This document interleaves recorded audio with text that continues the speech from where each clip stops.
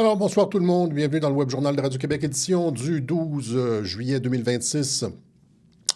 On va parler aujourd'hui de choses extraordinaires, dont la politique quantique de l'administration Trump. J'avais sauté par-dessus la semaine dernière. Le Web Journal de la semaine dernière était un Web Journal thématique, un petit peu plus philosophique ou anthropologique. Et donc...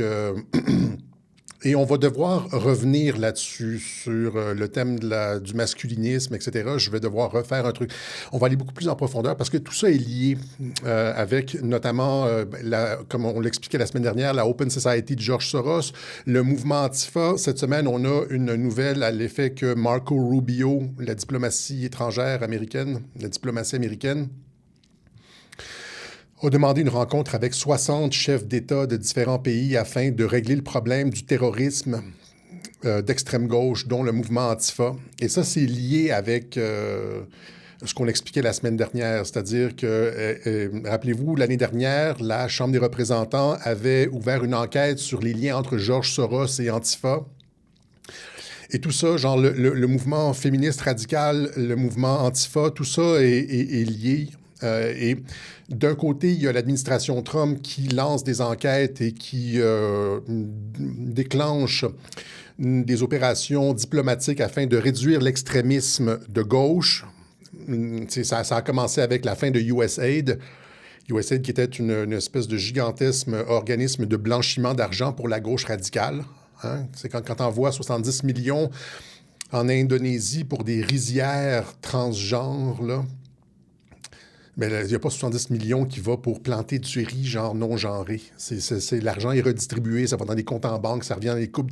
Et donc, c'est pour ça que les médias et les mondialistes ont chialé avec se sont plaints avec les coupures dans USAID parce que ça mettait fin au financement d'une partie du mondialisme. George Soros en était une autre. Et l'offensive qu'on voit sur le masculinisme, je l'ai expliqué, c'est la réaction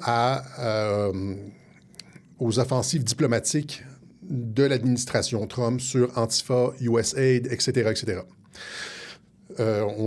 Voyez-vous un peu le portrait d'ensemble, c'est-à-dire c'est une guerre idéologique entre l'extrême gauche et le super-centre. C'est le thème de ce web journal-ci, avant d'entrer dans la politique quantique, là, le super-centre, parce que les politiques que les médias dépeignent comme d'extrême droite actuellement, c'était, il y a 20-30 ans, des politiques extrêmement centristes, tout à fait normales. Et la fenêtre d'Overton a tellement été déplacée par les médias, par le contrôle du langage. La gauche fait souvent ça, hein, c'est le contrôle sémantique. Merci, Dan Baird. Sans s'en rendre compte, comme la grenouille dans la casserole, on monte la température à petit feu, la fenêtre d'Overton s'est déplacée et maintenant, genre, juste demander une immigration normale et contrôlée, c'est devenu d'extrême droite. Tu sais, par exemple, à l'époque, j'ai juste ramené ici, rappelez-vous à l'époque de Ted Turner, le chef du Parti libéral dans les années 80, il n'y avait pas une immigration au Canada. Il n'y avait pas une immigration. Ted Turner n'était pas pour une immigration incontrôlée. Il n'était pas pour l'ouverture des frontières. Il a même milité contre le libre-échange. Et il n'était pas pour les transgenres dans les écoles, etc., etc. Je donne l'exemple de Ted Turner. On pourrait prendre les dirigeants de n'importe quel pays il y a 20-30 ans. Il n'y a personne qui pensait que c'était une bonne idée de mettre des drag queens dans les écoles, etc. Aujourd'hui, des personnes extrêmement centristes comme Ted Turner se retrouveraient décrits comme des fascistes par Antifa. OK? Donc, Ted Turner est un fasciste et on va voir aussi de quelle façon Mark Carney est un fasciste parce qu'il réduit l'immigration, là, et donc... Ce que l'administration Trump souhaite, c'est un retour c'est du supercentrisme. Ça n'a rien à voir avec l'extrême droite. Réguler ses frontières, ne pas avoir une immigration incontrôlée, ça n'a rien à voir avec l'extrême droite. Ne pas vouloir que les cultures étrangères s'implantent à grande échelle chez soi, ça n'a rien à voir avec l'extrême droite parce qu'il n'y a aucun peuple sur Terre. Il y a 99% des êtres humains qui ne souhaitent pas ça.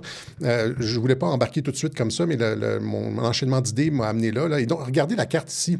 Il y a seulement quelques pays qui ouvrent leurs frontières, qui détruisent leur histoire, qui remplacent leur population, qui ont des migrations incontrôlées, alors que 99% du globe ne fait pas ça. Vous voyez, en rouge ici, vous avez les pays, le Canada, comme une partie de l'Europe de l'Ouest et l'Australie, qui ouvrent leurs frontières. Et si tu dis que tu voudrais être comme le reste des autres pays, comme les pays avec dans la ligne verte, c'est-à-dire l'ensemble du globe, si tu es dans ces pays-là en rouge et tu dis que tu voudrais être comme dans les pays verts, comme le reste de la planète, comme c'est pas une immigration incontrôlée, garder ta culture, eh bien, on te décrit comme un fasciste. Les médias te dépeignent comme extrême droite. Antifa va venir cogner à ta porte. Comprenez? Donc, c'est une position, le fait de détruire sa culture, son histoire, remplacer son peuple, et que c'est par l'immigration de remplacement, c'est une petite minorité de pays qui font ça. Donc, ce sont ces pays-là, les radicaux. L'ensemble de la planète ne suit pas. Et ceux qui, dans ces pays-là, veulent qu'on soit exactement au centre, comme la majorité des peuples, se font traiter de tous les noms par les médias. Et se font brûler leurs voitures, comme Alexandre Cormier-Denis, là, par le mouvement Antifa, etc., etc. Ah, et donc, c'est ça. Il y a cette espèce de... Souvent, les gens disent sur Internet, je vois les gens qui disent « Ah, c'est comme deux États profonds, Trump et puis les mondialistes, c'est comme deux États profonds différents qui se chicanent et qui se... » D'une certaine façon, l'analogie est probante d'une certaine façon. Hein? Sauf que ce que je crois, c'est qu'on s'en va dans le bon sens avec le camp Trump, le camp des patriotes, etc., parce que ça nous ramène au centre, ça ramène la frontière, il y a un ensemble, le package est sain.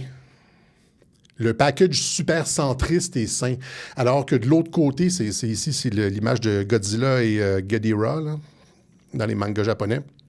Alors que de l'autre côté, c'est la destruction de la binarité homme-femme, c'est un gouvernement mondial, le fait d'enlever toutes les frontières, être géré par des spécialistes, la technocratie, etc., etc. Donc, c'est vrai qu'il y a deux camps qui s'affrontent, mais il y a un camp qui est, je pourrais dire, je ne veux pas dire meilleur, mais je veux dire dont les valeurs ressemblent plus aux miennes et à celle de 99% de la planète. Et donc, c'est pour ça qu'on dit c'est un recentrement. Donc, super-centrisme, avant d'aller, c'est ça, je veux juste vous donner, tu sais, quand on parle d'Antifa ici, là, Marco Rubio, ce que je lis ici, Marco Rubio, on a ça dans le web journal plus tard, là, qui a invité 60 pays pour une conférence sur les Antifa et la gauche extrémiste, là, parce que les Antifa sont défendus par... Ce sont l'infanterie. C'est l'infanterie des mondialistes. Hein. Il y a comme l'armature idéologique, c'est-à-dire le féminisme radical. On l'a expliqué, on peut tout critiquer. On peut critiquer le communisme, on peut critiquer le capitalisme, on peut critiquer le wokisme, on peut critiquer n'importe quoi, mais si tu touches au féminisme, tu deviens un terroriste et une menace à la démocratie. Et là, la raison pour laquelle je veux revenir là-dessus, sur le féminisme radical éventuellement, peut-être la semaine prochaine, s'il n'y a pas trop de nouvelles en semaine, c'est qu'en plus du rapport français sur le Sénat, hein, Mascus, la nouvelle offensive contre les femmes, qui coïncide avec la fusillade, le gars visait les masculinistes, et puis finalement, il s'est retrouvé lui-même à être dans une inversion complète, là, à être un masculiniste qui visait les femmes. C'est complètement fabriqué, c'est une opération d'ingénierie sociale. En plus du rapport du Sénat français, je suis tombé là-dessus cette semaine, les communes canadiennes, Chambre des communes canadiennes, lutte contre les idéologies antiféministes au Canada, rapport du comité permanent sur la... Tout arrive en même temps au mois de juin. Et il y a deux pays qui produisent des rapports avec un faux attentat. Et ça, c'était dans la foulée d'un rapport qui avait été publié aussi par l'Université du Québec à Montréal, enseigné à l'école face à la misogynie, l'antiféminisme, l'homophobie, la transphobie, etc. C'est un rapport à la méthodologie complètement bâclé. Vous allez voir de quelle façon, parce qu'ils ont sélectionné à qui ils posaient des questions dans les écoles. C'est des gens qui étaient de leur idéologie, qui a été produit par Dupuis-Derry, Francis Dupuis-Derry. Ça, c'est le professeur sympathisant Antifa à l'Université du Québec à Montréal, qu'on retrouve sur les plateaux de télévision. Et donc, vous avez, c'est ça, genre, le lien Antifa, le lien idéologie féministe pour la société ouverte. Vous avez les soldats sur le terrain, vous avez l'idéologie qu'on ne peut pas toucher, qu'on ne peut pas critiquer, sinon on est une menace à la démocratie, etc., etc. Et donc, tout ça pour dire aussi que s'il y a eu cette réaction, comme on pourrait dire, je ne veux pas encenser tous les propos qui sont tenus par tous les influenceurs, je ne veux pas encenser tout ce que dit Andrew Tate, par exemple. C'est pas ça du tout, mais ça va trop loin dans certains cas, évidemment, il faut le dire. C'est pas des anges. Mais il faut dire qu'on n'entendait pas ça il y a 20 ans. On n'entendait pas ça il y a 10 ans. C'était très, très, très minoritaire. Et il y a eu une montée une prise de conscience que le mouvement féministe dans ses avatars tardifs, c'est-à-dire l'idéologie du genre, les transgenres dans les écoles, etc., finalement, que ça posait des problèmes et qu'il fallait comme commencer à le critiquer. OK? Il fallait... Et donc, c'est ce que j'expliquais, c'est-à-dire qu'il y a comme une réaction, c'est plus une réaction à l'extrémisme de gauche, c'est le fait que la fenêtre d'Overton a été déplacée tellement à gauche qu'à un moment donné, il faut dire quelque chose, il faut faire quelque chose qu'un mouvement genre qui naît spontanément comme ça, out of the blue. Qu'est-ce que j'entends? Tout ça pour dire, qu'est-ce que j'entends par supercentrisme? J'entends 4 choses. On mettra peut-être... on me dit qu'il ne faut pas que je m'accote sur la table, là. On mettra peut-être d'autres choses dans le panier plus tard, mais le supercentrisme qui est défendu, entre autres, par l'administration Trump, c'est pour une immigration, vous l'avez ici, A, B, C, D, pour une immigration restreinte et contrôlée. C'est-à-dire, c'est un retour à des niveaux d'immigration d'il y a comme 20 ans, peut-être même 30 ans. C'est-à-dire qu'il n'y a personne qui dit on va fermer les frontières complètement, mais on doit passer par des canaux légaux et toute l'espèce d'entourloupe là, des réfugiés, des migrants, des clandestins qu'on doit accepter absolument là, pour remplir nos obligations internationales, pour littéralement noyer les pays d'une immigration incontrôlée. Ça pose problème. Donc, il y a une réduction du niveau de l'immigration. C'est ce qui est défendu par l'administration Trump. C'est aussi ce qui est défendu par Mark Carney. Et là, si vous critiquez Trump sur l'immigration, vous allez devoir aussi critiquer l'ultra-gauchiste woke Mark Carney parce qu'il fait exactement la même chose. Bizarrement, ça passe très bien pour Mark Carney. Hein, parce qu'on a juste le simple fait qu'il s'oppose à Trump, ça lui donne comme une espèce de passe-droit pour n'importe quoi, et c'est ça qui est voulu finalement. Et donc, pour une immigration restreinte et contrôlée, pour une relation équilibrée, sans propagande avec la communauté gay. Rappelez-vous comment c'était au début des années 2000. Il y avait une espèce de vivre, un vivre et laisser vivre, une bonne entente qui s'était établie entre la majorité hétérosexuelle et la minorité homosexuelle. Et là, finalement, dans les années, avec l'arrivée de Trudeau, Obama, etc., on a commencé à détruire, c'était la lutte contre les stéréotypes. Il n'y a pas de normes. La norme, il n'y a pas de normalité. Là, c'est les fous qui sortent de l'asile. Là, quand tu dis qu'il n'y a pas de normalité, il n'y a pas de... Tu ouvres la porte à n'importe quel type de comportement. Tu ne peux pas juger. Tout va. Anything goes. Il n'y a pas de morale. C'est comme... Et donc, ça, c'est arrivé avec Trudeau, Obama, etc. à partir de 2015. L'ouverture des frontières aussi, sans aucune limite. C'est arrivé avec ces deux-là, Merkel et tout ça. Et donc, pour une relation équilibrée sans propagande, c'est la propagande LGBTQ dans les écoles, il n'y a personne qui veut ça. Il n'y a personne qui veut ça. Et donc, ça crée de l'homophobie. C'est comme le masculinisme, c'est-à-dire les trucs complètement cinglés du féminisme créent un discours masculiniste. La propagande totalement débile LGBTQ dans les écoles, évidemment, ça crée de l'homophobie. On est aussi pour le supercentrisme.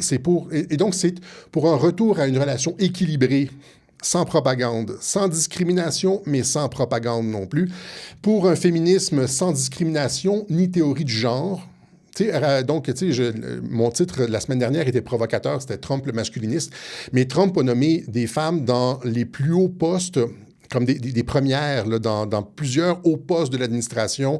Kristi Noem, la première au poste de Department of Homeland Security, le ministère de l'Intérieur, on pourrait dire pour les Français.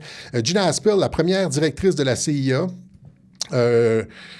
Christy Willis, première, je pense que c'est la première... peut-être elle, peut-être pas, mais en tout cas, je pense que c'est la première chef de cabinet de Donald Trump. Nikki Haley, première aussi ambassadrice des États-Unis à l'ONU. Et il a nommé, par exemple, Richard Grenell, qui est ouvertement homosexuel, au poste de Director of National Intelligence. Ça, c'est le poste que Tulsi Gabbard occupe maintenant. Donc, mais encore une fois, fait que Trump voit pas nécessairement le genre ou l'orientation sexuelle, etc. Il va prendre la personne compétente. C'est juste que Grenell n'est pas, c'est pas une folle qui fait de la propagande puis qui est dans les lubies du lobby. Tu sais, la volonté de tout saccager, il faut détruire la famille nucléaire. C'est comme, il y en a qui sont comme très, très, très idéologiques dans le féminisme, dans la communauté LGBTQ, etc. Et c'est ça, finalement, qui pose problème. C'est leurs exagérations, leurs demandes ridicules qui créent un backlash, qui créent une rétroaction, du pushback, comme on dit. Et là, quand tu dit que ça va un peu trop loin, comme quand les joueurs de hockey doivent porter des chandails de hockey avec des couleurs, l'arc-en-ciel, etc. Là, t'es comme, ouais, ça va un petit peu trop loin ton affaire. Parce qu'ils ont essayé ça après la COVID, c'était beaucoup ça. Hein, c'était très, très, très arc-en-ciel. Et donc, rappelez-vous, Bud Light. Donc, ce sont des réactions. Ce sont des réactions face à des campagnes de propagande totalement délirantes de la part de la gauche. Et ce que l'administration Trump est en train de faire, c'est justement de recentrer tout ça, de ramener l'hémisphère occidental vers le centre. C'est du super-centrisme. C'est pas de l'extrême droite. Les médias vont vont essayer de vous faire croire que c'est de l'extrême droite. L'extrême droite, c'est pas ça. L'extrême droite, ça serait avoir, genre, par exemple, un pays, l'extrême droite, ce serait comme c'est le projet hitlérien, c'est-à-dire d'avoir les frontières correspondent au peuple avec le sang, là, les frontières d'un pays, un ethno-nationaliste, c'est-à-dire les frontières d'un pays correspondent au sang. Ça, c'est de l'extrême droite. Ou bien genre des cathos hyper traditionnels, hyper traditionnalistes. Là, ça, on pourrait qualifier ça d'extrême droite, mais absolument rien dans ce que l'administration... Si tu regardes réellement les positions de l'administration Trump, il n'y a rien là-dedans qui constitue de l'extrême droite. Donc, pour une immigration contrôlée, pour une relation équilibrée avec la communauté gay, pour un féminisme sans discrimination ni théorie du genre, pas de transgenre dans les écoles, c'est du féminisme de troisième vague. Là. Et finalement... Pour une démocratie souveraine, rappelez-vous le discours de Trump à l'ONU, pour une démocratie souveraine à l'écoute de ses citoyens, pas une technocratie, parce que la gauche radicale, l'immigration incontrôlée, la propagande LGBTQ dans les écoles, la théorie du genre, etc., ça fonctionne seulement à travers la technocratie et l'imposition de ces trucs-là à la population, même si la population n'en veut pas. C'est le groupe Bilderberg, c'est le Forum économique mondial. Nos dirigeants qu'on élit vont dans ces forums internationaux-là et là, on leur dit un peu quoi faire. Puis là, on les contrôle avec soit la dette ou, je l'ai expliqué ça, hein, la dette ou des histoires de mœurs ou... ils reviennent, puis ou on les convainc, tout simplement. Ceux qu'on ne convainc pas, on les rattrape. Et puis là, ils viennent, puis ils nous imposent ça à la population sans qu'on ait rien demandé. Et rappelez-vous donc, le discours de Trump à l'ONU, c'est chérissez votre démocratie, les démocraties sont souveraines, etc. Chérissez. Et donc, c'est ça, le super-centrisme. Ça n'a rien à voir avec l'extrême droite. Voilà. Donc, cette volonté de l'administration Trump de régler la question de toute l'espèce de campagne mondialiste d'extrême gauche qui nous tire depuis presque 2 décennies vers un monde complètement délirant qu'on ne reconnaît plus, un monde qui n'a plus de sens, il n'y a plus de grammaire, mais il n'y a plus de normes. Alors, il n'y a plus de grammaire, il n'y a plus de grammaire sociale. Il y a un homme, il n'y a plus aucune définition d'homme qui vaille quand Matt Walsh va dans les écoles ou dans les universités demander aux professeurs d'université c'est quoi une femme. Les professeurs d'université sont incapables de répondre. Une femme, c'est quelqu'un qui s'identifie comme femme. Oui, mais tu t'identifies à quoi? C'est quoi le truc auquel tu t'identifies? Là, ils ne sont pas capables parce qu'ils n'ont pas de définition opérante, ils n'ont pas de définition biologique. Et donc, la définition normale, c'est une femme humaine adulte. C'est-à-dire une adulte, une humaine adulte, une humaine de sexe féminin adulte. Okay? Et donc, ils ne sont pas capables. Okay? Et donc, ça, c'est toutes les universités tous les médias, donc la société civile, littéralement, comme c'est le naufrage du Titanic avec des politiques d'extrême gauche. On a été infiltrés. Rappelez-vous le discours, on ne leur fera pas jouer une 51e fois, le discours de JFK sur l'infiltration, les sociétés secrètes, etc. Et Mike Flynn faisait justement référence à ça aujourd'hui dans son texte, dans un texte que j'ai republié sur Telegram. Il dit « Les Américains doivent se demander maintenant... doivent se réaliser maintenant que nous sommes une nation en guerre. Nous sommes une nation en guerre parce que nous sommes sous attaque par un ennemi qui a infiltré les institutions américaines. Il dit, là, infiltrated enemy, many inside our institution and clearly subversive elements inside our very own government apparatus. Ça, c'est il y a eu un petit peu sur la ligne McCarthy qui a été vilipendé, mais qui n'avait pas tout à fait tort. Et c'est l'essence du discours de JFK. Et ce que Rubio fait en coupant le USAID, en s'attaquant au problème des antifas, etc., c'est justement de couper l'infiltration. En mettant Soros sous enquête, c'est de couper l'infiltration du mouvement mondialiste à l'intérieur des institutions, mais aussi à l'intérieur des pays alliés de la zone occidentale. Okay? Donc, on va y arriver. Mais en attendant, il y a la question de la politique quantique. Je veux juste... c'est comme une espèce de gigantesque parenthèse. C'est pas juste glisser en dictature, parce que tu peux avoir une dictature, des deux côtés, là, c'est pas ça. Mais c'est le fait de...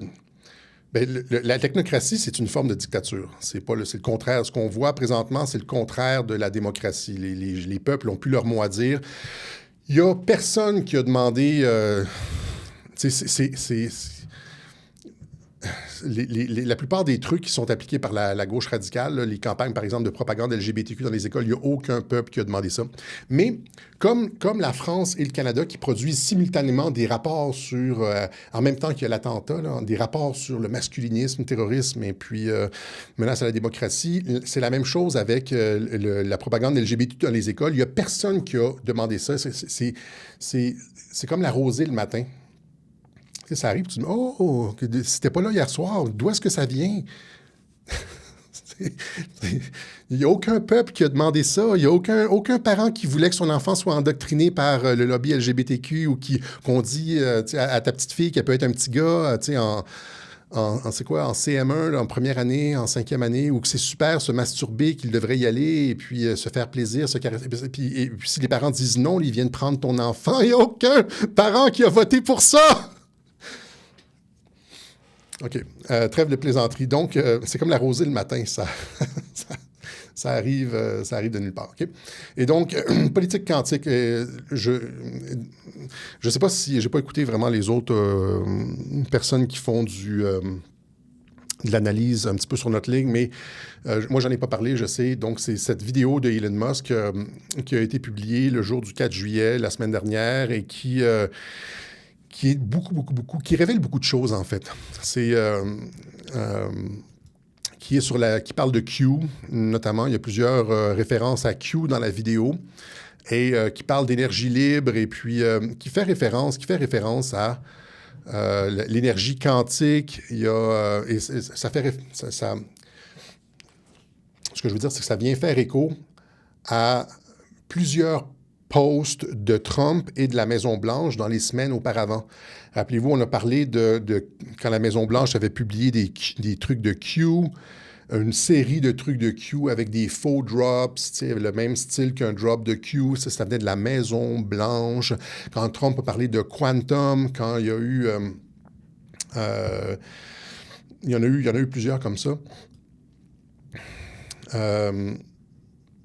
Et Trump aussi, qui a aussi, durant la même semaine, publié des photos de sa famille en 1915 sur son Truth Social et de son oncle, John J. Trump, qui a enseigné à MIT, qui a été celui que le gouvernement américain a chargé d'analyser les documents de Tesla. Après la mort de Tesla, le gouvernement américain a demandé à John J. Trump, son oncle, d'aller chez Tesla, de regarder tous ses papiers, toutes ses recherches, etc., et de voir s'il y avait quelque chose qui pouvait être utilisé par les États-Unis.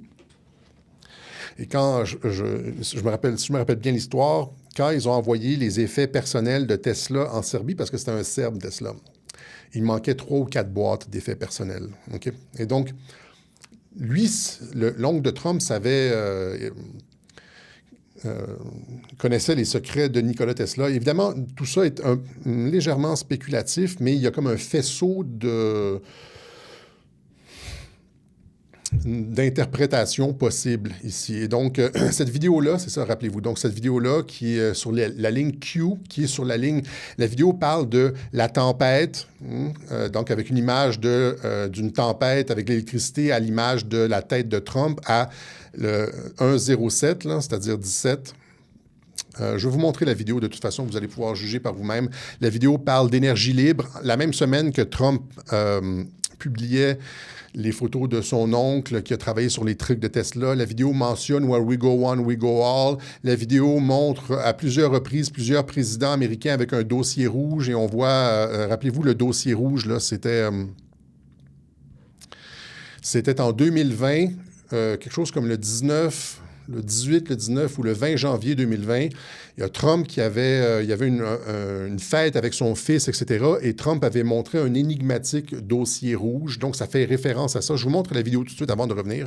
La vidéo parle de portail temporel et donne suite aux posts de l'administration Trump sur Quantum et sur Q. Trump a parlé de Q, de Quantum, etc. Donc, la vidéo donne ça a été publié par Elon Musk. La vidéo donne un boost à ces analyses-là. Et regardez ça ici, c'est-à-dire, juste au sujet d'Elon Musk, là. Ah, l'overlay est bloqué. Unlock. Ça, c'était en 2022. Le général Flynn qui dit « Elon Musk a été sélectionné pour l'ordre du plus haut mérite de service. Il est maintenant désigné comme le commandant en chef des soldats digitaux. » Et donc, c'est comme si Flynn avait lui-même passé le flambeau, Flynn qui est à l'origine de l'opération Q, qui a lui-même placé le flambeau à Elon Musk. Et depuis ce temps-là, Elon Musk a fait plusieurs références à Q dans ses publications. En tout cas, il est clairement au courant de l'opération et de ce que ça relève. Mais tout ça pour dire que ici, je vous montre, c'est ça, vous allez voir la vidéo, mais en premier, la vidéo de Trump avec le dossier rouge de 2020. 2021.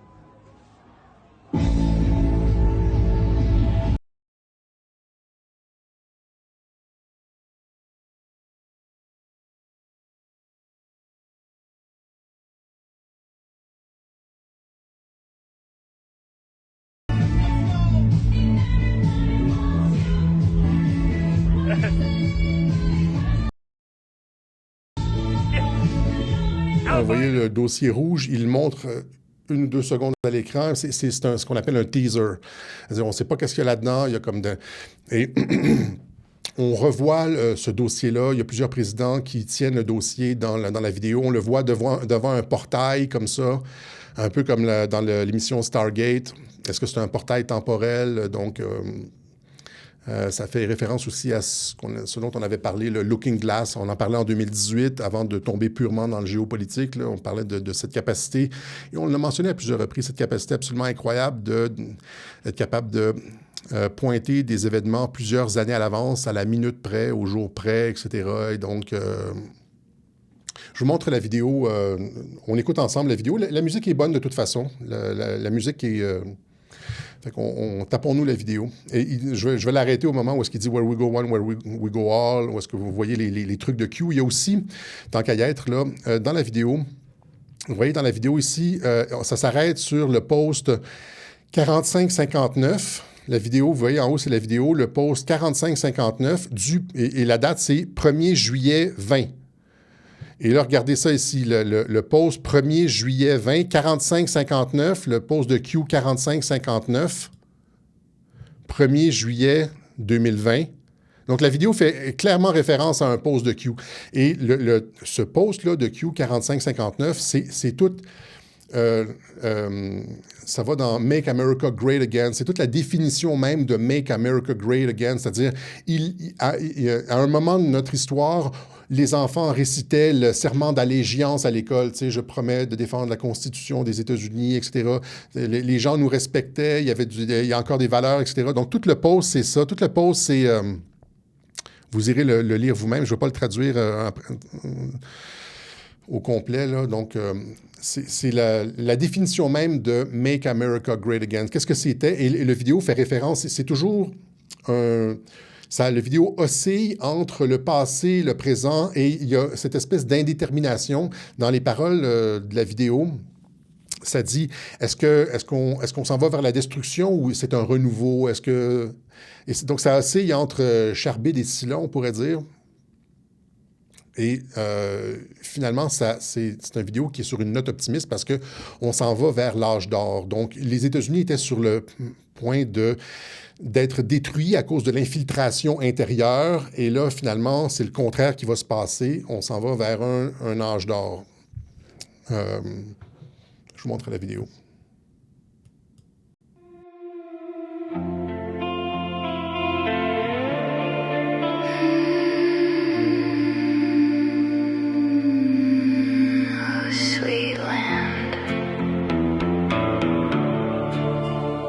Sweet land of the weary and the wild.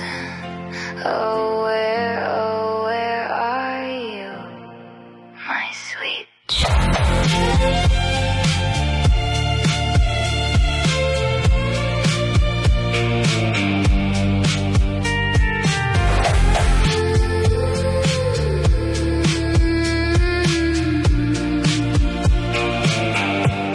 The garden's either dying or about to come alive. The river's either drying or it's deep enough to dive. Can't tell if it's the dusk or if it's breaking into dawn. Are we going on or are we going? Là, vous avez le portail ici. Vous allez le voir plusieurs fois dans une vidéo.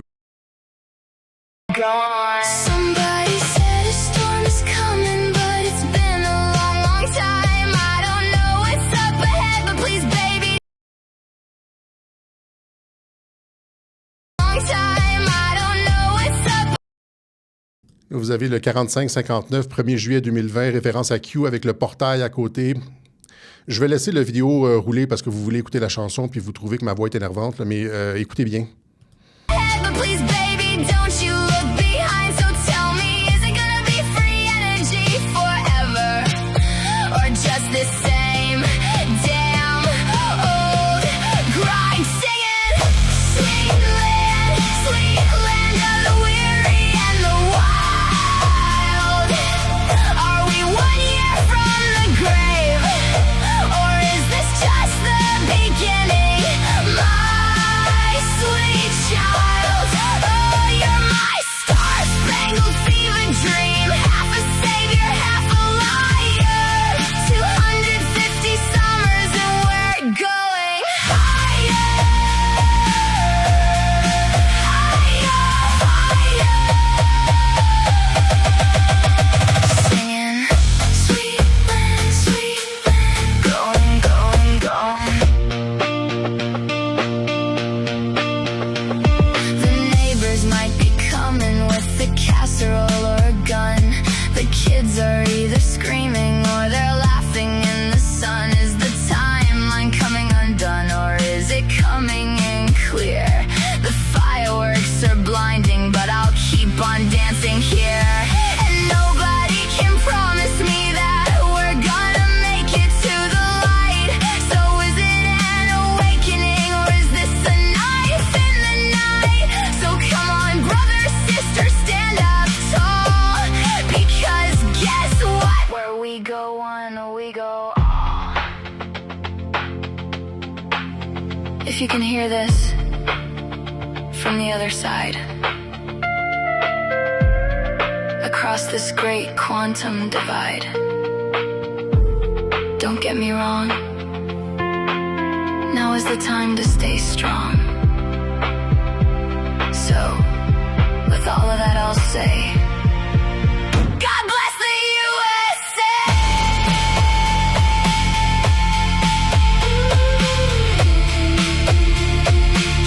God bless the USA!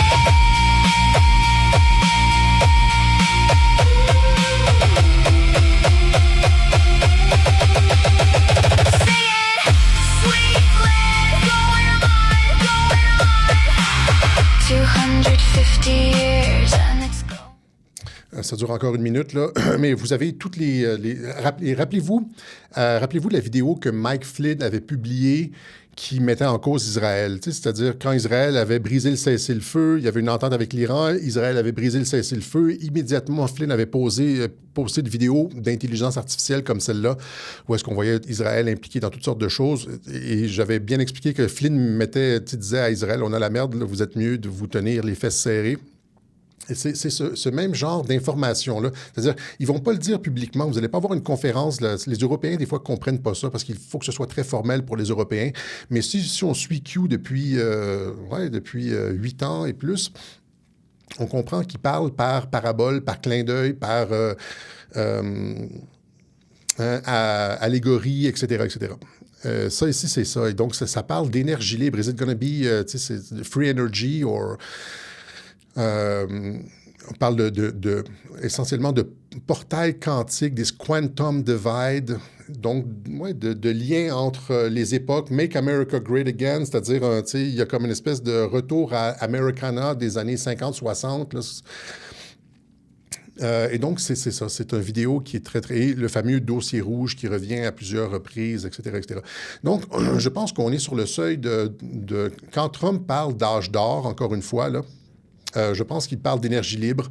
On parle évidemment, là, je veux juste faire une parenthèse pour ceux qui me reprennent toujours. L'énergie libre n'existe pas, etc. Oui, sauf que il y a tellement d'énergie, par exemple, dans la ionosphère, que si on est capable de tirer l'énergie de la ionosphère et de la distribuer gratuitement, tu as de l'énergie pour la planète entière sans aucun effort. Pour la produire. Et là, tu as des places, par exemple, j'avais expliqué aussi, par exemple, lors des négociations avec l'Iran, lors des négociations avec la Corée du Nord, comment ça se fait que ces pays-là acceptent d'abandonner leur programme nucléaire, etc. Trump qui disait, j'ai montré les articles de journaux, ça va être une ère de prospérité pour s'ils abandonnent l'énergie nucléaire, ça va être une ère de prospérité pour ces pays, etc. Bien, je pense que la raison pour laquelle Trump est capable de convaincre, d'obtenir à peu près tout ce qu'il veut tout le temps en relations internationales avec des pays, des régimes réfractaires, c'est qu'il a le cadeau de l'énergie libre. Ça, évidemment, encore une fois, c'est ce que j'infère. Okay? Il n'a jamais dit ça nulle part. Mais si vous êtes capable de relier les points, comment ça se fait que c'est pratiquement incompréhensible la façon dont les personnes se soumettent à l'international. Mais là, oui, l'Iran, le pouf-pouf, mais c'est pas ça. Mais au final, c'est comme, par exemple, Maduro, par exemple, Assad, par exemple, la Corée du Nord, etc. C'est parce qu'on s'en va vers une ère, on s'en va vers une ère de prospérité, l'âge d'or. Okay? Donc, pour revenir à ce que je disais au début, ici, du combat entre l'État profond, deux groupes de l'État profond, comme disent les gens. J'aime pas l'appellation, là, mais il y a un groupe qui avait ces technologies-là ou qui gardait les technologies. Vous avez aussi de l'antigravité dans la vidéo, là, des trucs d'antigravité. C'est parce que c'est vrai que ça fait à peu près un siècle qu'on ne bouge pas. En termes d'énergie, il n'y a rien de nouveau. En termes de véhicules, il n'y a rien de nouveau. Il n'y a pas de nouveau mode de propulsion. Il n'y a rien comme si on s'était arrêté dans le temps, dans les années 50, 60. Il n'y a plus rien de nouveau qui a été développé depuis. C'est complètement ridicule. Et donc, il y avait un groupe qui souhaitait, le groupe mondialiste qui souhaitait comme prendre encore une fois, c'est de l'extrapolation, mais qui repose sur des données, c'est-à-dire sur une super synthèse peut-être de 8 ans de web-journaux. Il y a un groupe qui essayait de détruire le système d'étonation. Voyez mon vidéo Endgame, de détruire la société civile, de réduire la quantité d'énergie que les gens utilisaient, avec les politiques vertes, là. Finalement, là, vous allez geler chez vous et prendre la douche à 2, et puis votre facture d'électricité va passer de 800 $ par mois à 800 € à 80 000 €. Donc, il y a un groupe qui voulait réduire le potentiel humain, alors que Trump, lui, c'est le contraire. Il ramène la frontière. On s'en va vers un monde, des relations internationales stabilisées, sans guerre, un monde stabilisé, sans guerre, avec de l'énergie libre. Et ça va être le cadeau de Trump à l'humanité, c'est ce que je pense. C'est-à-dire qu'à travers les travaux de son oncle sur les dossiers Tesla, etc., et plus l'intelligence artificielle qui permet probablement de...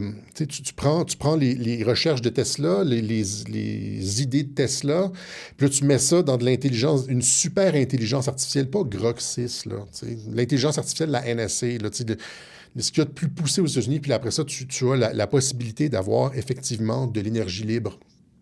Je parle de l'énergie facilement productible, genre à partir de rien, que tout le monde peut avoir une espèce d'antenne chez soi là, et recevoir l'énergie. C'était ça, finalement, les tours de Wardenclyffe de Tesla. Hein? C'est-à-dire... Tesla, j'espère que tout le monde connaît Tesla. J'espère que je n'ai pas à refaire une intro sur Tesla. Et donc, tour de Wardenclyffe. Donc, la tour de Wardenclyffe, également connue sous le nom de tour de Tesla, était une station de transmission sans fil expérimentale pionnière conçue et construite par le scientifique Nikola Tesla à Long Island au début du siècle, dans la ville de Stoneham. Ambitionnait de transmettre des messages, des communications téléphoniques et même des télécopies à travers l'océan Atlantique et l'Angleterre, en s'appuyant sur ces théories sur la conduction des signaux par la Terre. La décision d'agrandir l'installation, de mettre en œuvre ces idées de transmission d'énergie sans fil afin de mieux concurrencer le système télégraphique de Marconi se heurta au refus de financement du principal bailleur de fonds du projet, le financier JP Morgan, le banquier JP Morgan, qui finançait les travaux de Tesla, a finalement dit non au projet parce que ça donnait de l'énergie libre. C'est-à-dire que ça réduisait le contrôle. Ça réduisait ça réduisait le contrôle des banquiers internationaux.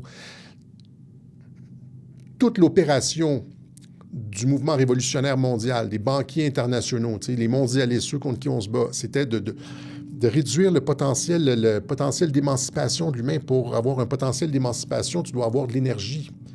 Comme les plantes doivent avoir de la lumière et du dioxyde de carbone pour grossir. Et donc,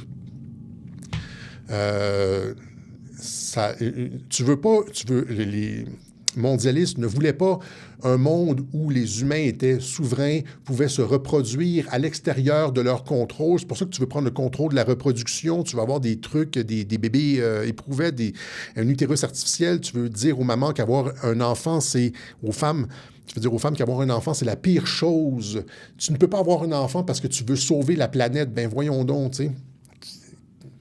Pourquoi augmenter ton empreinte carbone avec un nouveau bébé? Là, donc, tu veux réduire tu veux produire toi-même tes êtres humains, tu veux réduire tu veux tout contrôler, tu veux contrôler l'énergie, contrôler les humains. Et donc, il y a un groupe qui veut le contrôle, c'est le groupe JP Morgan des banquiers internationaux, puis il y a le groupe des patriotes de Donald Trump qui va donner l'énergie libre à la planète. C'est ce que je pense. C'est pour ça qu'on s'en va vers un âge d'or et que tous ceux qui ont vomi sur Donald Trump vont s'en mordre les doigts. Parce qu'il va probablement passer comme pour une des personnes les plus importantes de l'histoire de l'humanité. C'est ce que je pense. Je vais demander, là... C'est pour ça qu'ils jettent tout ce qu'ils ont sur lui. OK? Donc ça, c'est pour Quantum. Hein, vous voyez, comme... Where we go one, we go quantum, nous dit le département de la guerre. Les clins d'œil sont partout. Hein? C'est-à-dire qu'il y a Q, va avec quantum, et va avec énergie libre, et va avec tout ça. Là. Where we go one, we go all. Finalement, c'est toute l'humanité qui va se regrouper. Donc, ça va être comme ça. Là. On s'en va vers une ère de paix et de prospérité. C'est ce que je dis depuis le début. OK? Et pourquoi Trump, c'est l'homme particulièrement choisi pour, je ne veux pas dire choisi, il y en a qui vont me sauter à la gorge, mais parce qu'à cause de la connexion avec son oncle, etc., etc. Okay? Les travaux de Tesla, etc. Ça, c'était pour le premier point. Oui, potentiellement des medbeds, etc. Oui, c'est ça. On va pouvoir peut-être guérir mes cheveux gris, là. Okay. Finalement, Marco Rubio, ça s'est passé complètement inaperçu dans les médias, évidemment, parce que les médias défendent les antifas depuis des générations. Marco Rubio, il faut aller dans Times of India. pour trouver finalement l'annonce, le secrétaire américain Marco Rubio invite l'Inde et 60 nations à un sommet sur le terrorisme d'extrême gauche. Parce que oui, donc il y a, comme je l'expliquais en début, il y a le projet mondialiste qui est de criminaliser la masculinité, menace à la démocratie, menace terroriste, etc. Parce que la vraie menace pour les mondialistes, à part Trump, c'est le fait que les hommes se lèvent. Si les hommes en ont assez de se faire tondre la laine sur le dos de leur politique stupide, ben la réaction masculine, c'est ça, de ça qu'ils ont peur, là. Et donc d'un côté, on a l'administration, le camp de l'énergie libre qui veut régler le problème de l'extrême gauche radicale. Et d'un autre côté, tu as finalement les mondialistes qui veulent criminaliser la réaction masculine à leur politique stupide. L'administration Trump désigne 4 groupes antifa européens comme terroristes. Ça, c'était l'année dernière. Si post-millennial, mais il faut vraiment... je pense qu'il y avait peut-être un article dans le Boston Globe, il n'y avait rien, c'est le silence complet sur Antifa. Marco Rubio cherche à rassembler les alliés de la communauté internationale pour lutter contre Antifa et le terrorisme d'extrême gauche. Vous voyez, donc 2 projets. Le projet où le masculinisme est qualifié de terrorisme, puis vous voyez, donc quand je dis les médias défendent les Antifa, la figure de Soros dans la complosphère, il parle des Antifa ici, Tristan Mendes France, Reuters, vérification des faits, allégations mensongères sur George Soros. Je ne vous ai pas montré ce qui a précipité tout ça.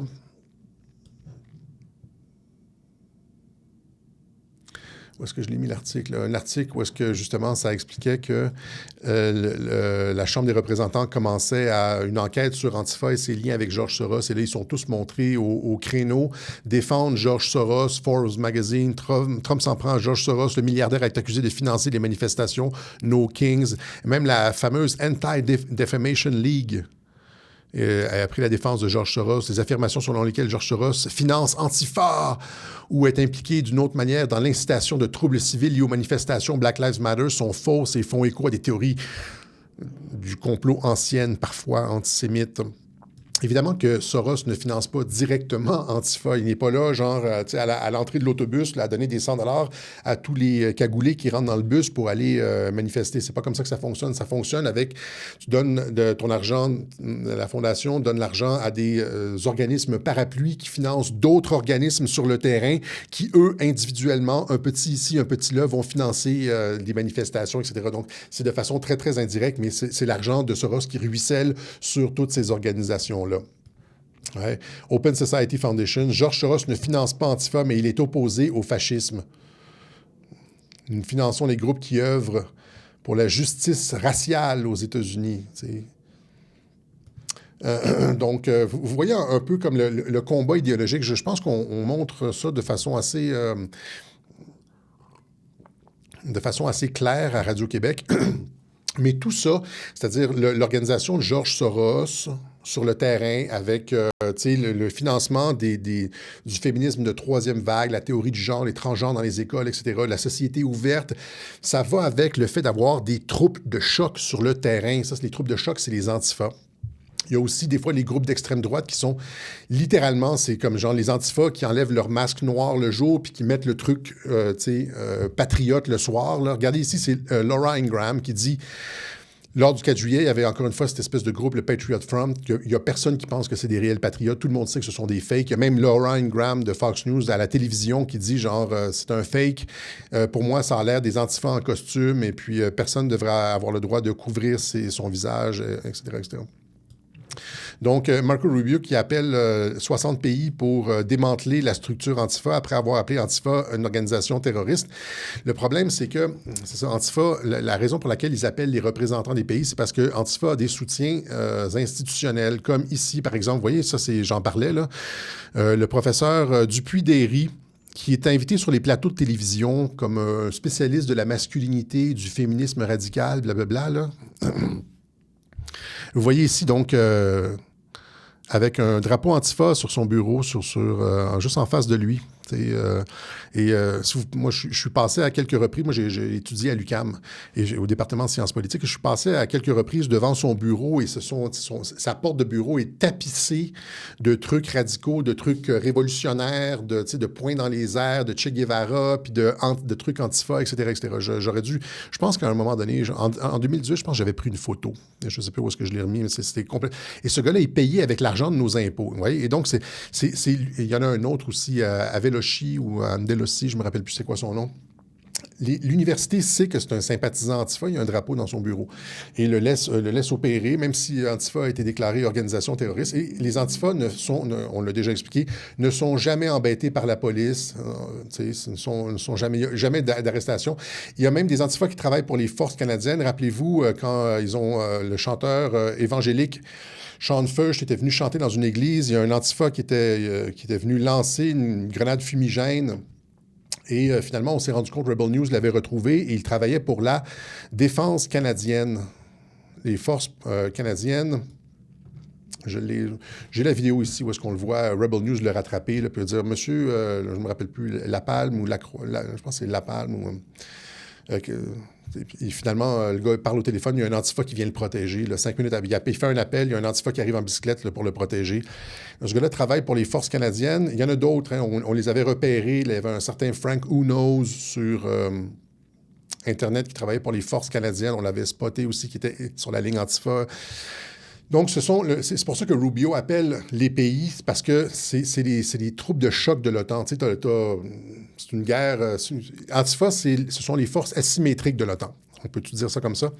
Il y a du financement différent, ça ruisselle. Rappelez-vous ce que j'ai expliqué la dernière fois, Soros qui parle avec la Open Society qui écrit une lettre, dit l'OTAN est l'organisme pour le changement des sociétés ouvertes. Et puis là, après, ça ruisselle, et puis j'ai expliqué ça lors du dernier web journal, je ne vais pas le refaire, mais c'est ça, c'est qu'ils ont besoin de troupes sur le terrain masquées pour opérer la violence. Et beaucoup d'entre eux travaillent pour les forces canadiennes. La police, ils ne sont jamais embêtés par la police. Les politiciens ne parlent pas jamais d'Antifa. Et par exemple, des personnes comme Dupuy-Derry, qui supposément est censé défendre les femmes, parce que c'est lui qui a écrit le rapport, là, comme j'expliquais au début, là, le rapport sur complètement bâclé. On va en reparler. La prochaine fois que je parle de féminisme de troisième vague, on va parler de ce rapport-là. Enseigner à l'école face à la misogynie et l'antiféminisme, etc. C'est lui qui a écrit ça. Et donc, cependant, Dupuy-Derry ne va jamais mentionner, par exemple, s'il se préoccupe des femmes, pourquoi il ne mentionne pas les 250 000 fillettes violées, prostituées par des gangs musulmans pakistanais en Angleterre. C'est vérifié, c'est tout appuyé sur des rapports de police, mais il ne va jamais parler de ça. Et dans son rapport aussi, l'espèce de torchon, là, avec une méthodologie extrêmement douteuse, à aucun moment donné, ils vont mentionner l'islam dans la montée de la misogynie, ni dans le rapport ici, ni dans le rapport de la Chambre des communes sur la lutte contre les idéologies antiféministes au Canada. Il n'y a rien sur l'islam. Moi, j'aimerais ça savoir, c'est quoi le pourcentage de violence conjugale qui vient de personnes, d'immigrants de première génération venant du Moyen-Orient, par exemple.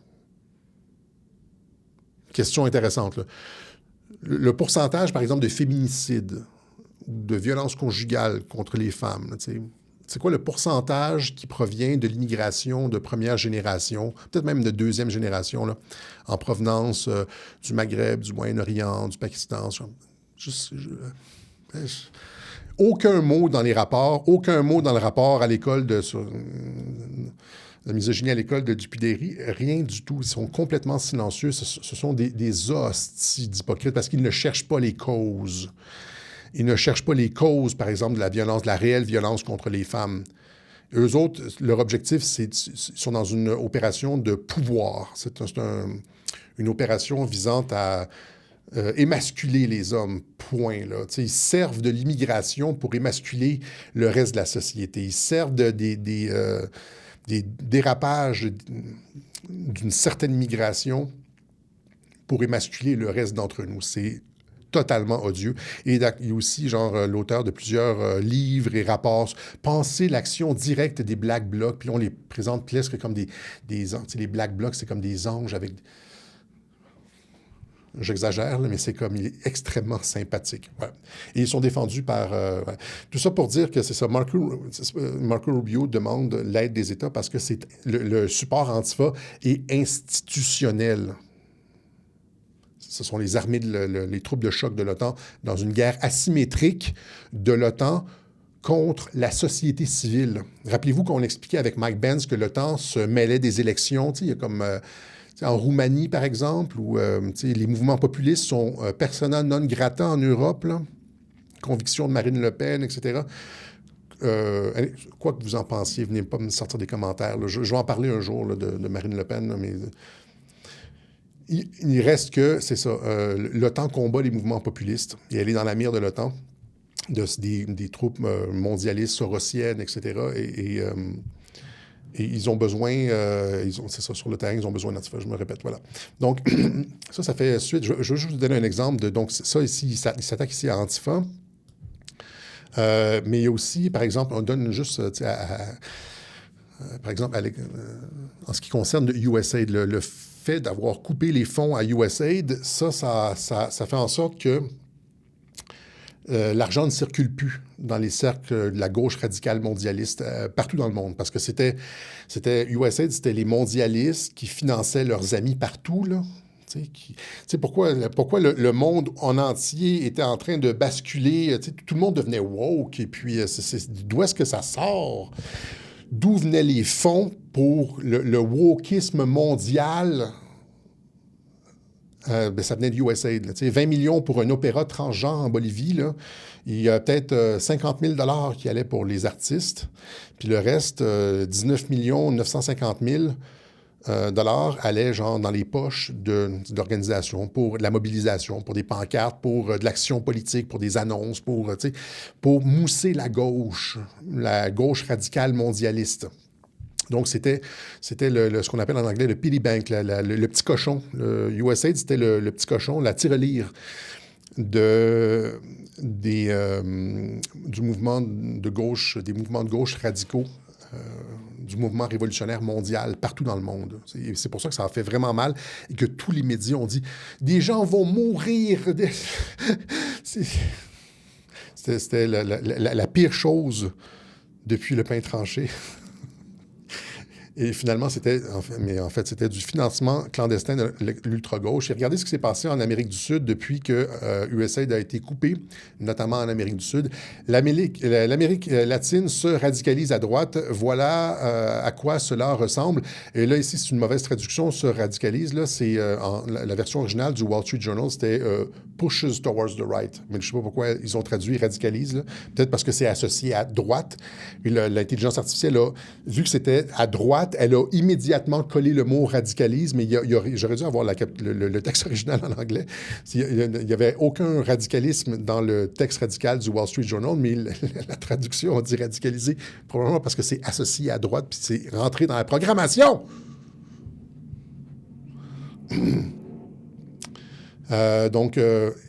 Vous avez vu, donc, depuis que le deuxième mandat de Trump, depuis la fin des coupures au USAID, regardez ce qui s'est passé en Amérique du Sud. Vous avez ici, en 2023, vous aviez 10 gouvernements d'ultra-socialistes et 3 gouvernements de droite capitalistes. Et là, finalement, en 2026, ça a été Bolivie, Pérou, Chili, Colombie et l'Équateur qui a été renouvelé dans son mandat de centre-droit, qui sont passés à des gouvernements conservateurs. Le Chili, la Colombie, le Pérou se tournent vers le conservatisme. Quel avenir pour l'Amérique latine? Ça, je pense qu'il y a ici un lien direct avec le financement de USAID. Parce que USAID, ça a toujours été l'organisme des changements de régime, là. On le sait, Mike Benz l'a expliqué, on utilisait USAID pour financer des partis d'opposition, produire des changements de régime, etc. À partir du moment où est-ce que tu coupes les fonds à la gauche, leur ascendant artificiel s'effondre, parce que c'est tout artificiel. Il n'y a personne qui veut du truc LGBTQ dans les écoles, c'est artificiel, tout est artificiel. Ils sont obligés d'imposer des trucs par le haut. Ils sont obligés d'imposer des trucs à la population qui n'en veut pas par le haut. Et quand tu coupes leur financement artificiel, leur support artificiel, leur propagande artificielle, quand tu coupes les fonds aux médias, l'argent gratuit aux médias, etc., c'est toute cette idéologie stupide de la gauche mondialiste s'effondre de soi parce que les gens n'en veulent pas. Les gens sont centristes. Et Trump est un super centriste. Et on s'en va vers du super centrisme. Pas de l'extrême droite, c'est pas de la droite, c'est pas de la droite, là. C'est juste des frontières normales, une immigration un peu... Pas un déluge, un peu d'immigration, c'est correct, mais pas un déluge, une relation équilibrée avec la communauté gay, pas de propagande dans les écoles, s'il vous plaît, pas de théorie du genre, comme un petit garçon, c'est un petit garçon, c'est pas une petite fille, c'est comme pas de féministe de troisième vague, et aussi une vraie démocratie, pas de technocratie, les experts qui vous disent comment vivre, là, c'est une vraie démocratie, c'est le super-centrisme, et ça n'a rien à voir avec l'extrême droite, et c'est vers ça qu'on se dirige. Les médias essaient de faire passer ça pour l'extrême droite pour qu'il n'y ait pas d'effet domino, puis pour que la population ne comprenne pas. OK? Donc, ça, c'est pour USAID. Maintenant, merci, Super 9999. Merci. Et maintenant, je veux juste vous montrer à titre d'exemple, encore une fois, on va revenir sur, je vais terminer avec ça, Mark Carney. Ma théorie à l'effet que Mark Carney, je l'ai expliqué, là, j'aurais dû avoir les images de web journaux, là, mais ça fait un peu pompeux toujours avoir je l'ai dit dans tel web journal. Mais vous savez, c'est quoi ma position sur Mark Carney? C'est qu'il a été sélectionné par Trump et puis qu'il fait le travail de Trump tout en ayant l'air de... Comme Biden. Biden, il y a un programme de continuité de gouvernement. Là. Biden faisait des trucs radicaux à gauche qui étaient très, très, très déplaisantes pour les Américains. Mais, en arrière, tu avais comme... Bien sûr, si tu veux travailler en coulisses, si tu veux pas te faire voir, si tu veux pas être détecté, il faut que la personne qui joue le rôle, il faut qu'elle fasse... Biden, il y avait comme des démocrates autour de lui. Il faut qu'il fasse plaisir. Il fallait qu'il fasse plaisir à son entourage, aux démocrates, pour pas avoir l'air de quelqu'un de contrôlé. Mais c'est la même chose avec Mark Carney. Il y a comme un cabinet. Il y a des ministres radicaux, puis il y a des lobbies. Il y a le Parti libéral qui est très, très, très, très à gauche. Fait qu'il doit montrer qu'il fait... qu'il est lui aussi très, très, très à gauche, qu'il tient tête à Donald Trump et qu'il est pour les trucs LGBTQ, etc. Mais quand il se rend à la Maison-Blanche, puis il parle en tête-à-tête avec Trump, puis ils s'entendent sur un certain nombre de choses. Notamment, je reviens encore une fois sur la réduction de l'immigration. Par exemple, c'est répression en matière d'asile. La répression en matière d'asile adoptée sous Carney avait été initialement demandée par le ministre de l'Immigration de Trudeau. Ouf, ça venait de Trudeau, mais c'est Carney qui l'applique. La répression en matière d'asile, le droit d'asile. Ici, Toronto Star, avec la réduction de l'immigration au Canada, voici quelques-uns des principaux changements sur lesquels le gouvernement Carney pourrait se concentrer. La réduction de l'immigration. Tu ne peux pas être pour la réduction de l'immigration et être un mondialiste parce que ça affecte sa base politique. L'objectif d'avoir une immigration incontrôlée, c'est que tu fais rentrer des votants, des gens qui votent. C'est le scam démocrate, là, où est-ce que tu fais rentrer des gens qui votent pour toi, finalement. Tu leur donnes de l'argent, ils sont sur l'aide sociale, puis ils votent pour toi et te maintiennent au pouvoir. C'est ça, le scam. La CAF, les démocrates, Donc, quelqu'un qui a un gouvernement qui réduit l'immigration est totalement anti-mondialiste. C'est le problème principal, là. Donc, Canada annule le recrutement pour 2 programmes d'immigration économique. C'est non. Même l'immigration économique, c'est non. Et ça, c'est en 2025. Je pense que le gouvernement Carney prévoit des réductions drastiques de niveau d'immigration. Non, non, non, non, non. Alors, la question à mes amis, c'est est-ce que Carney est d'extrême droite? Il réduit l'immigration comme Trump. Il fait la même chose que Trump. Ah, lui, là, je l'aime pas. L'immigration, c'est un raciste. Le Carney fait exactement la même chose, sauf que Carney, ça passe comme une lettre à la poste, parce que Carney fait des trucs, va à la parade LGBTQ. Alors, Trump est un nazi parce qu'il fait exactement la même chose que Carney, mais Carney, ça passe parce qu'il va à la parade LGBTQ. Tout ça pour dire que Carney fait le jeu de Trump et que la situation finalement s'empire au Canada. Les nouvelles économiques... je veux juste vous montrer encore une fois comment Trump opère. Là. C'est juste ça. Après ça, on peut appliquer ça à d'autres cas quand on comprend le code, quand on comprend comment il opère. La connaissance de son mode d'opération est reproductible. Donc, ici, une étude indique que 40 des entreprises canadiennes envisagent de déménager aux États-Unis, nous dit le Toronto. 40 des entreprises canadiennes. Imaginez ça, imaginez en France, là. 40 imaginez si 40 des entreprises françaises voulaient déménager en Allemagne, là. Mais en fait, le titre est trompeur, c'est 40 ont déjà déménagé ou songent le faire. Quand on a enregistré le pire... attends, ça, c'est pas celui-là. Ici, les affaires. 4 fabricants canadiens sur 10, 40 ont déjà déplacé ou prévoient de déplacer leur production vers les États-Unis, selon un sondage KPMG. Plusieurs fabricants canadiens fuient encore vers les États-Unis. Un sondage révèle que 4 entreprises sur 10 ont délocalisé ou y pensent. Okay? Donc, c'est soit ils l'ont déjà fait ou ils pensent le faire. C'est une catastrophe. Okay? Et pourtant, Carney radicalise, antagonise Trump, il continue à antagoniser les USA en pleine négociation. Et donc, les États-Unis ont mis fin à l'accord de libre-échange nord-américain. Les États-Unis refusent de prolonger l'accord commercial entre le Canada et le Mexique, sauf qu'ils continuent à discuter avec le Mexique, mais ils ne discutent pas avec le Canada. Et j'ai expliqué pourquoi. Hein? Parce qu'avec le Canada, l'intégration va être beaucoup plus poussée qu'avec le Mexique. La proposition de Trump va beaucoup plus loin que juste une proposition économique et que le job de Carney, c'est de faire en sorte que le Canada n'ait économiquement plus le choix que de dire oui aux demandes de Donald Trump sans qu'on devienne le 51e État. Cependant, Carney va pouvoir dire... Il est en train de détruire le Canada complètement. Là. Carney, économiquement, là, Carney a enregistré la pire première année de croissance pour un premier ministre depuis 1963, nous dit le National Post. Et là, ici... aucune date fixée pour les prochaines négociations canado-américaines. Et là, ici, on nous dit, dans l'article, on nous dit, les Canadiens soutiennent, imaginez la gang de tweets, les Canadiens soutiennent l'approche de Mark Carney en matière de gestion de l'économie. Même s'il a présidé à la pire première année de croissance pour un premier ministre depuis 1963, depuis 70 ans, presque 75 ans, depuis presque un siècle. Un sondage Nanos Research réalisé pour Bloomberg révèle que 60 des Canadiens estiment que Mark Carney a très bien ou bien géré l'économie. 60%. À titre de comparaison, 24 pensent qu'il a mal ou très mal géré l'économie. Et donc, ça, on remerciera les médias parce que, les médias, évidemment, Mark Carney va à la parade gay, LGBTQ, et donc les gens pensent et là, il fait des déclarations un petit peu dures à Trump. C'est juste l'impression qu'il tient tête. Finalement, le tissu économique du Canada est en train de s'effondrer complètement.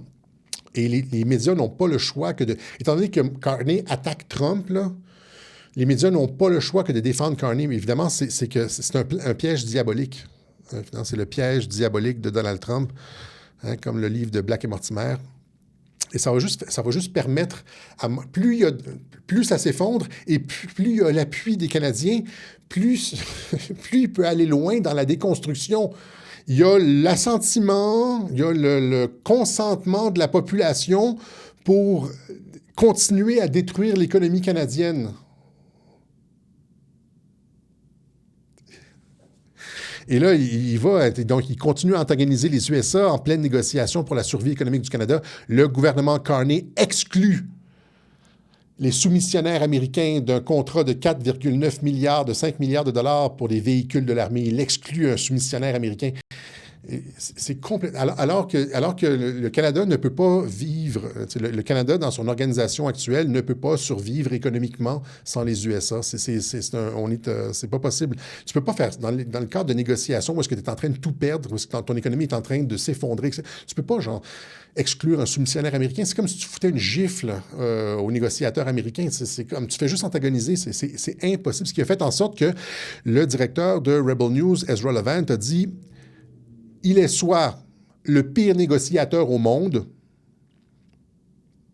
ce qui est peu probable, soit il essaie délibérément de torpiller l'accord de libre-échange Canada-États-Unis. Okay? Soit il essaie de... Et donc, il fait ça sciemment. Ezra Levant a compris ce que j'ai expliqué l'an dernier à l'arrivée de Carney, c'est-à-dire qu'il fait ça sciemment. Parce que ça va aller, il est en train de manœuvrer le Canada dans un coin, de sorte que le Canada n'aura plus le choix que d'accepter la proposition américaine qui va très, très, très loin. Mais Carney va toujours être sauvé par les médias parce qu'il aura au moins évité qu'on devienne le 51e État. Carney a sauvé le Canada. Le Canada était mal pris. Il aurait pu devenir le 51e État. Carney a évité l'annexion. Finalement, Trump n'a jamais voulu ça, mais il y aura eu sa proposition entre les deux. Oui, c'est ça, c'est le grand jeu. C'est pour ça que c'est un piège diabolique. Et en ce qui concerne Carney, ici, vous avez ce philosophe souverainiste, Christian Saint-Germain, qui est exactement, je ne sais pas s'il écoute les web-journaux de Radio-Québec, mais il est exactement sur la ligne Radio-Québec en ce qui concerne Mark Carney. Lui, en tout cas, au minimum, il a vu exactement ce que j'ai vu. C'est quelqu'un qui a écrit des livres sur la souveraineté, qui est bien connu dans le mouvement souverainiste, comme une espèce d'éminence grise. Il a été invité sur un plateau de Il reste du monde. Et je vais vous montrer ce qu'il dit. Il arrive à exactement la même conclusion que Radio-Québec. Ça comprend rien. Un peuple colonisé, là, ça passe loin de chez nous. Et qui les suit véritablement? Moi, j'ai toujours pensé que Carney, c'était la meilleure manière d'être annexé aux États-Unis assez rapidement, c'est-à-dire ces esbroufs avec les États-Unis, tout ça, ça va mal finir, ça, au sens où, à un moment donné, on va s'être tellement appauvri au Canada par des décisions de nature, aller vendre des affaires au Laos ou c'est tellement... Il faut s'entendre avec les Américains, puis au mieux, il faut s'annexer à eux. Moi, c'est dorénavant ma position. C'est-à-dire, notre chance, c'est de parachever la Révolution américaine. C'est pas honteux de parachever c'est ce que Louis-Joseph Papineau espérait pour les... En fait, pour moi, c'est la seule transmutation qui est véritable, là. C'est-à-dire, mais on n'a pas le matériel politique. Donc, lui est pour l'annexion, mais ce qu'il dit, c'est que les décisions économiques de Carney sont incompréhensibles. Essayer de contourner les USA, comme il dit, avec une entente de libre-échange avec le Laos. Exclure un soumissionnaire américain, ça fait juste radicaliser les États-Unis et nous peinturer dans un coin pour une offre finale beaucoup plus... Donc, il fait le travail de Trump. Il dit ça, là. Il fait le travail de Trump. Right? Et donc, on salue encore une fois cet auditeur de Radio-Québec qui nous avait vilipendé dans un... Rappelez-vous, je pense que c'est Jack 9606, quelque chose comme ça. Là, je ne te suis plus, Alexis. Carney contrôlé par Trump, etc., etc. Oui, bien, il y a comme de plus en plus de personnes qui commencent à comprendre là, que des décisions... Et c'est toujours comme ça avec les analyses de Radio-Québec. Avec le temps, ça a l'air ridicule au début, mais avec le temps, ça prend tout son sens. Mm-hmm. Voilà. Donc ça, on est déjà à 1h14. On va terminer avec la Norvège. Juste un propos sur la Norvège. Aux États-Unis, il y a beaucoup de personnes qui s'entichent de l'équipe de Norvège. Et la raison pour laquelle c'est beau à voir, c'est que ce pays-là a conservé son identité. Par exemple, en 2015, lorsque la Suède a ouvert ses portes à l'immigration, qui a mené à un désastre et des no-go zones. Ils ont pris 5 fois... La Norvège a aussi pris un peu de migrants, mais en a pris 5 fois moins que la Suède. Elle a voulu préserver son identité, c'est-à-dire qu'elle a été finalement extrêmement centriste pour une immigration restreinte et contrôlée, le point A du supercentrisme. Et finalement, ce pays-là est en train et fait des vagues. Là, je ne rentrerai pas dans toutes les erreurs d'arbitrage qui pointent vers de la fraude pour le mondial. Là. Les erreurs d'arbitrage, même moi qui ne connais rien au foot, je dis comment ça se fait que les arbitres n'appellent pas tel ou tel... Il n'y a pas de carton jaune, carton rouge là-dessus. Tu sais, je vois des clips sur X. Là. Mais outre ça, la raison pour laquelle tout le monde s'est entiché de Haaland et puis de l'équipe norvégienne, c'est parce qu'il y a une belle cohésion nationale. Et on retrouve, tu sais, on retrouve plus ça en Europe, de la cohésion nationale comme ça. Et quand la Suède, quand la Norvège gagne, ce sont des belles manifestations pacifiques parce qu'ils n'ont pas de diversité qui détruit le lien social. La diversité détruit le lien social et mène à des émeutes, etc. L'effondrement du lien social, de la confiance envers les institutions, envers les différents groupes, la guerre de tous contre tous, alors que la Suède est beaucoup plus homogène et a préservé sa culture viking et un masculiniste, on pourrait dire. Je vous montre la différence entre la Norvège et, par exemple, la France quand il y a une victoire.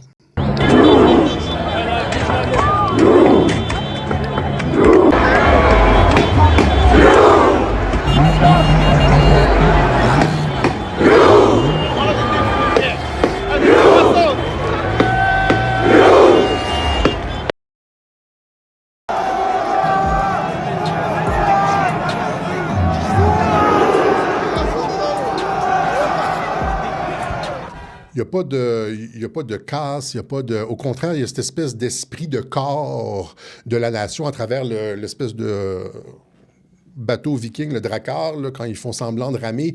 Vous l'avez vu à la fin du clip, vous avez des dizaines de milliers de personnes qui font le « ouh », et là, tu as un égrégore qui se crée. Je ne sais pas si vous me suivez sur le terme égrégore, là. Il y a comme une espèce de... Un esprit de corps de la nation qui se crée que les mondialistes détestent. C'est ce que Trump a essayé de créer avec les événements du 4 juillet, tu sais, avec les feux d'artifice, puis les discours sur la Constitution, sur la fierté d'être américain. Il essaie de créer un égrégore national, et alors que les mondialistes font exactement le contraire à travers l'immigration incontrôlée, etc., la division pour régner à l'intérieur de... Ils détruisent l'égrégore national pour pouvoir en faire ce qu'ils veulent, régner, faire ce qu'ils veulent sur la nation. Vous avez, il y a d'autres clips, là, je vais les mettre en boucle, là, vous les voyez comme en viking, donc ils n'ont pas perdu leur histoire. Et il y a cette espèce de... Ouais, même les enfants participent à la rame, là.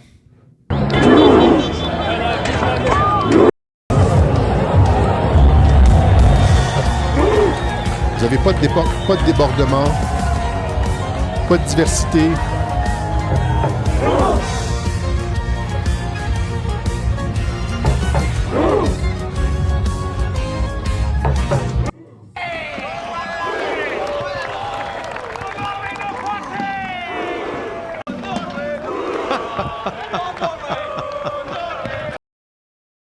Regardez les petits poux avec leur casse de viking en haut, là.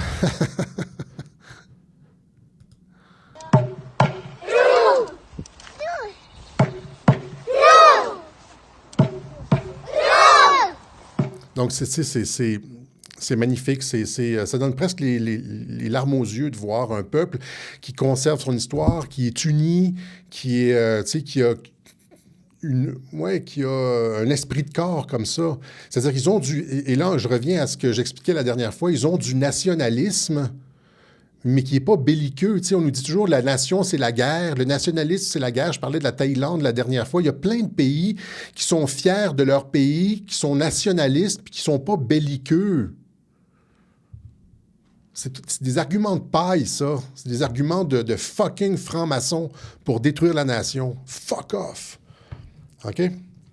Voilà, c'est ce qu'on avait pour vous aujourd'hui dans ce web journal de Radio-Québec. On remercie ceux qui nous soutiennent. Je veux toujours le faire au début, mais au début, je suis tellement concentré. Quand si je pars croche, tout le web journal va partir croche. Il y a des façons de nous aider. On est en pleine réorganisation de notre studio. On a eu comme des dépenses massives. On a eu... et on n'a pas de paywall, contrairement, par exemple, à Rebel News. Rebel News, ils ont un paywall. Pour accéder à leur contenu, c'est entre 20 et 500 $ mensuels, annuels, comme ils grossissent à cause de ça. Ils ont un paywall, mais ils grossissent. Et donc, ils ont des avocats, ils ont des journalistes sur le terrain, etc. etc. Nous autres, mais il y a très peu de personnes qui voient, là, ils ont des petits clips à gauche et à droite, là. Il y a très peu de personnes qui voient leur contenu total. Plus que Radio-Québec, parce qu'ils sont anglophones, là.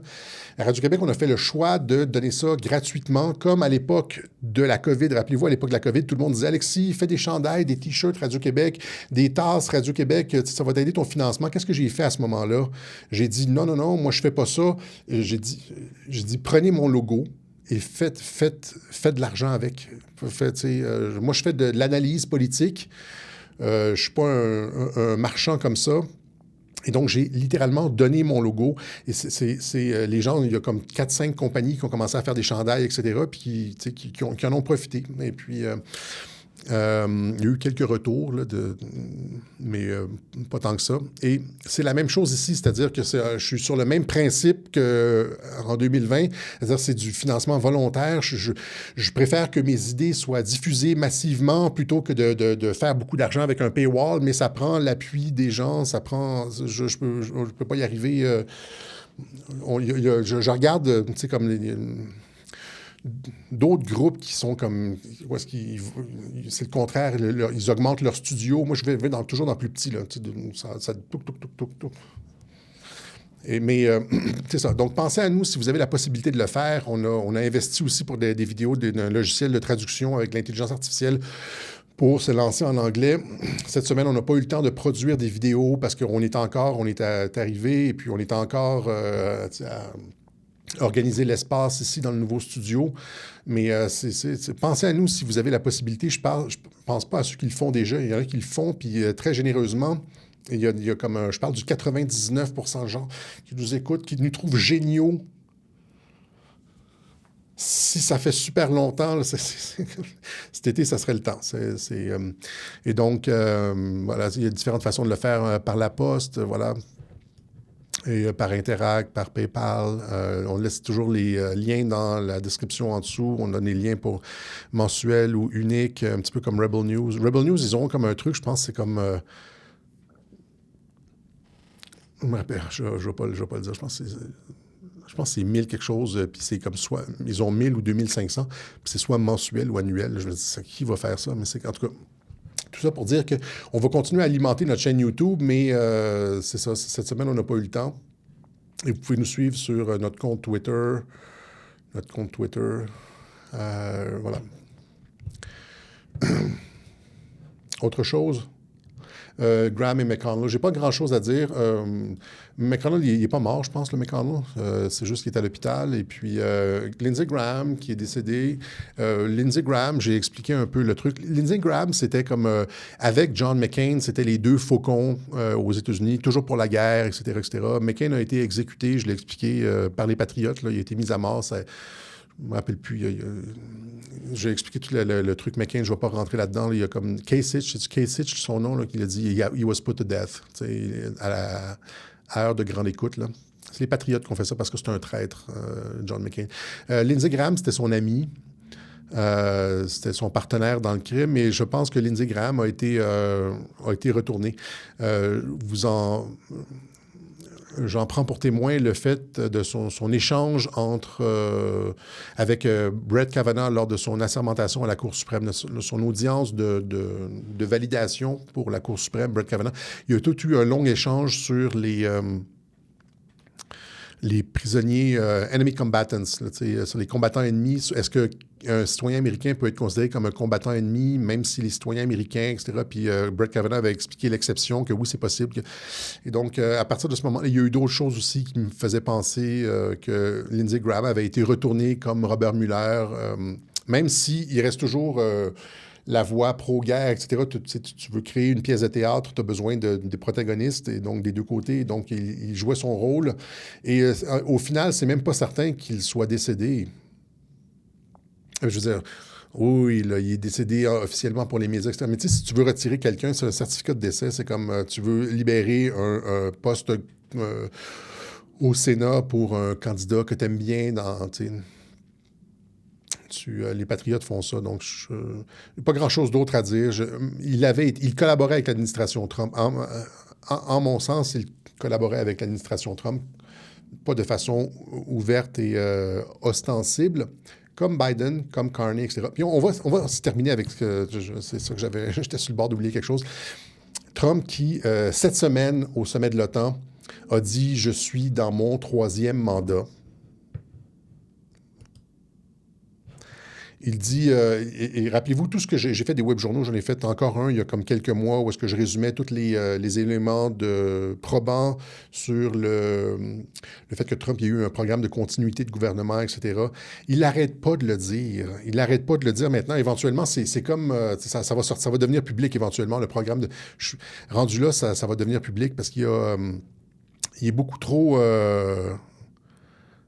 il l'a dit cette semaine au sommet de l'OTAN, genre, il parle de son 3, j'ai été élu 3 fois président, j'ai été président 3 fois. Or, la version officielle, c'est qu'il n'a pas été président. Il n'a pas été président. Même s'il pense avoir gagné, il n'a jamais été assermenté. C'est Biden qui a été supposément assermenté. On a montré qu'il n'a pas été assermenté, là, mais rappelez-vous les coups de canon et tout. Mais il dit, j'ai été 3 fois président et... il l'a répété à plusieurs reprises. J'ai aussi une vidéo de compilation là-dessus. Il faut juste que je mette la main. Il y en a un ici. Merde, je pense que je les ai... Ah, c'est ça ici? Oui. Oui. Which is my first term of numerous terms. By the way, you know we're a 3-term president. We just don't want the results. We don't want... We won 3 times, but we only want the results 3 terms president. of the first and the third.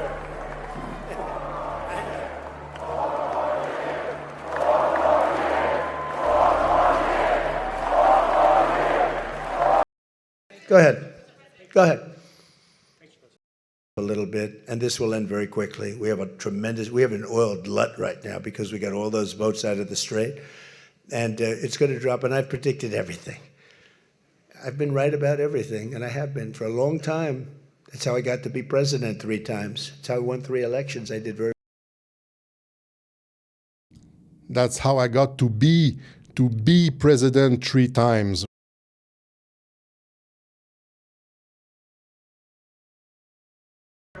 which is my first term of numerous terms. Same exact thing. So here's the video that Dave put together. But I'm 47, so I'm 45, 46, and 47, yeah, if you think about it. I just don't want the credit for 46. The rightful 45th, 46th, and 47th President of the United States of America. To the 45th, 46e, 46th, and 47th President of the United 46e président aussi, hein? Donc il répète. States of America. The 45th, the 46th, and the 47th President of the United States. And in my second term, which we're sort of having now, but I don't want the results, right? Well, Donc ça, c'était sous Biden. Il dit, je suis dans mon 2e mandat. Je l'ai montré à plusieurs reprises. J'en ai montré plusieurs de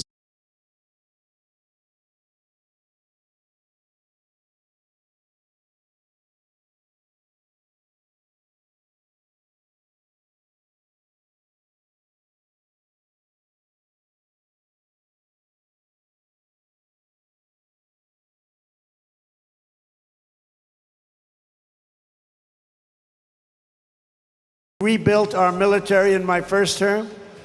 We used it a little bit in our, actually I should say third term, but I won't do that because I don't want any controversy. While praising what he described as a dramatic revival of the U.S. military, Trump briefly joked about a 3rd term before stopping himself. Et ça a été relevé même par... ça a été relevé même par RT. Il disait qu'il était maintenant dans son 3e mandat. On l'utilise maintenant dans mon 3e mandat, etc. Il y en a finalement comme à peu près une dizaine de ces vidéos-là où est-ce qu'il se présente, puis rappelez-vous, il y a avec le cartable président, et puis... donc ça devient de plus en plus public où est-ce qu'il dit, il parle du programme de continuité de gouvernement, etc. J'ai été président 3 fois, blablabla. OK? Même si il ne veut pas les résultats du 2e parce que Biden était un démocrate, il faisait des trucs de démocrate, là, mais en coulisses, c'est Trump qui opérait.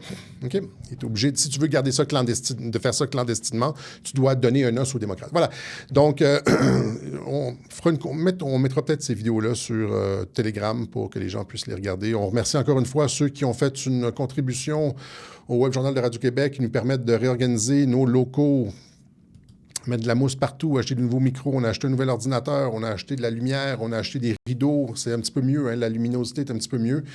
J'ai pas l'air d'avoir mangé du curry au cours de toute la semaine dernière. Et on va recommencer à alimenter notre chaîne YouTube, là, ne vous en faites pas. Voilà, c'est ce qu'on avait pour vous aujourd'hui.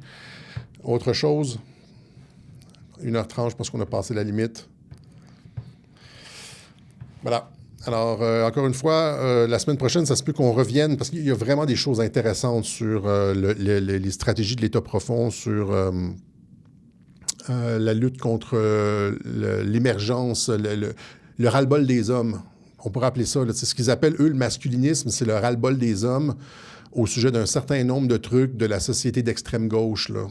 Okay? Et que si les hommes commencent à... Leur pire cauchemar, ce serait que les hommes en aient ras-le-bol et se lèvent. Évidemment, pacifiquement, là, mais que mettre le pied à terre et disent c'est assez. Ça serait leur cauchemar. C'est ça qui est en train de se passer. C'est pour ça qu'ils sont obligés de produire des documents, produire une fausse trame narrative masculiniste, etc. Alors qu'il n'y a personne de violent là-dedans, là. Mais c'est rendu une menace à la démocratie. Allez, on se rend rendez-vous la prochaine fois, quelle que soit l'actualité, pour une autre édition du Web Journal de Radio-Québec. Salut la gang!